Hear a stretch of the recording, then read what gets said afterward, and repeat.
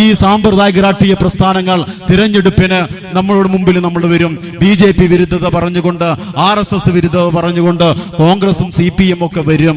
അവരൊക്കെ തിരിച്ചറിയാൻ നമുക്ക് സാധിക്കണം. ഈ രാജ്യത്ത് സംഘപരിവാറിനെ ഭയപ്പെടാതെ, ബ്ലാക്ക്മെയിൽ ചെയ്യപ്പെടാത്ത, ബ്ലാക്ക്മെയിൽ ചെയ്യുകയാണെങ്കിൽ നമ്മളൊക്കെ സൈലന്റ് ആയി പോവും.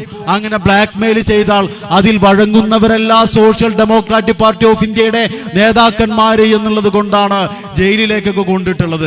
ജയിലിലേക്ക് പോകുമ്പോൾ അവരെ നിങ്ങൾ കണ്ടിട്ടുണ്ട്. നെഞ്ചുവേദനയായിട്ട് ഹോസ്പിറ്റലിലേക്ക് പോകുന്ന ഒരു സോഷ്യൽ ഡെമോക്രാറ്റിനെയും നിങ്ങൾ കണ്ടിട്ടില്ലല്ലോ. പുഞ്ചിരിച്ചുകൊണ്ട് ധീരമായി അറസ്റ്റെങ്കിൽ അറസ്റ്റ്, ജയിലെങ്കിൽ ജയില്, നമുക്ക് കാണാമടാ എന്ന് പറഞ്ഞുകൊണ്ട് ധീരമായി നടന്നു പോകുന്ന ഞങ്ങളുടെ നേതാക്കന്മാരുണ്ടല്ലോ. ആ നേതാക്കന്മാരെ കണ്ട് പഠിച്ചിട്ടുള്ള അണികളാണ് ഞങ്ങൾ എന്നുള്ളത് കൊണ്ട് ഞങ്ങൾക്ക് മുന്നോട്ട് പോയേ മതിയാകൂ. അതുകൊണ്ട് കോൺഗ്രസ് എന്താണ് എന്ന് നമ്മൾ കൃത്യമായിട്ട് തിരിച്ചറിയണം.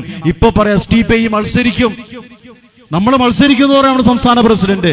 അപ്പതേ ഭയങ്കര പ്രശ്നം. CPM പറയുന്നു BJP-നെ വിജയിപ്പിക്കാൻ, കോൺഗ്രസ് പറയുന്നു CPM-നെ BJP-യെ വിജയിപ്പിക്കാൻ, ലീഗ് പറയുന്നു BJP-നെ വിജയിപ്പിക്കാൻ. നമ്മൾ പറഞ്ഞു അങ്ങനെയൊന്നുമില്ല.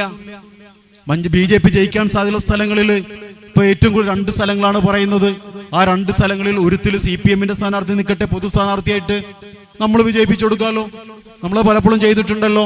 വേറൊരു സ്ഥലത്ത് UDF-ന്റെ ആൾ നിൽക്കട്ടെ, CPM ഉൾപ്പെടെ എല്ലാവരും അതിന് പിന്തുണക്കട്ടെ, BJP ജയിക്കാതിരിക്കും. അത് പറ്റില്ല. എന്നാ STPI ഞങ്ങൾ എന്നാ നിങ്ങൾക്ക് വോട്ട് ചെയ്യാം. STPIയുടെ വോട്ട് വേണ്ട. പിന്നെ ജനാധിപത്യ സംവിധാനത്തിൽ ഞങ്ങൾ വോട്ട് ചെയ്യാതിരിക്കണം? അതിനെക്കുറിച്ച് അവർക്ക് മറുപടി ഇല്ല. പിന്നെ ഞങ്ങൾ എല്ലാ കാലം ഇങ്ങനെ വോട്ട് ചെയ്തു തരും, നിങ്ങൾ എന്തൊക്കെ പറഞ്ഞാലും. പണ്ട് തമ്പ്രമാര് പറഞ്ഞാൽ അടിയാന്മാരെ അതേപോലെ അക്ഷരം പ്രതി അനുസരിക്കുന്ന ഒരു കാലമല്ല എന്ന് നിങ്ങൾ തിരിച്ചറിയുക.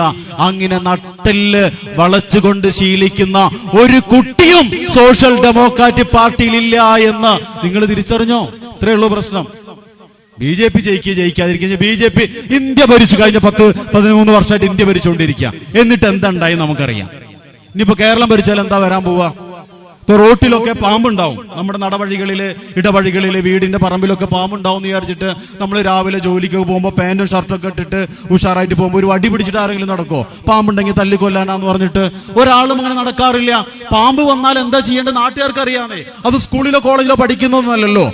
അത് നമുക്ക് എന്താ നൈസർഗികമായി പ്രകൃതിപരമായി കിട്ടുന്ന ചില സവിശേഷതകളുണ്ട്. ആ സവിശേഷതകൾ അതും പെടും. അതിനെക്കുറിച്ചൊന്നും ഒരാളും ബേജാറാവണ്ട. BJP ഇന്ത്യ ഭരിച്ചിട്ടുണ്ടാകാത്തൊരു പ്രശ്നം BJP കേരളം ഭരിച്ചിട്ടുണ്ടായിട്ടില്ല. അങ്ങനെ ഉണ്ടാക്കിയാൽ ഇന്ത്യയിലെ ജനങ്ങൾക്ക് അതിനെ എങ്ങനെ നേരിടാമെന്ന് കൃത്യമായിട്ട് അറിയുന്നത് കൊണ്ടാണ് അവരൊക്കെ മര്യാദാരാമന്മാരായിട്ട് ജീവിച്ചുകൊണ്ടിരിക്കുന്നത്. അപ്പൊ അതിനെക്കുറിച്ച് ഒരു ആശങ്കപ്പെട്ടൊന്നും വേണ്ട. നിങ്ങൾക്കതിന് കഴിയില്ലെങ്കിൽ ഞങ്ങൾ മാറി നിൽക്കുന്നു എന്ന് പറഞ്ഞോ. കഴിയുന്ന ആൺകുട്ടികളോട് ഒരുപാടുണ്ടെന്നേ. ഓരതൊക്കെ വളരെ ഭംഗിയായിട്ട്, വളരെ മനോഹരമായ ഒരു കവിത ആലപിക്കുന്നത് പോലെ അവരത് ആലപിച്ചോളൂ. പിന്നെ ഈ ഫാസിസം ഞാൻ അവസാനിപ്പിക്കുകയാണ്. ഈ ഫാസിസം എല്ലാ കാലത്തും ഇങ്ങനെ നിലനിൽക്കില്ലെന്നേ. ചരിത്രത്തിലാണ് നിലനിന്നിട്ടില്ല.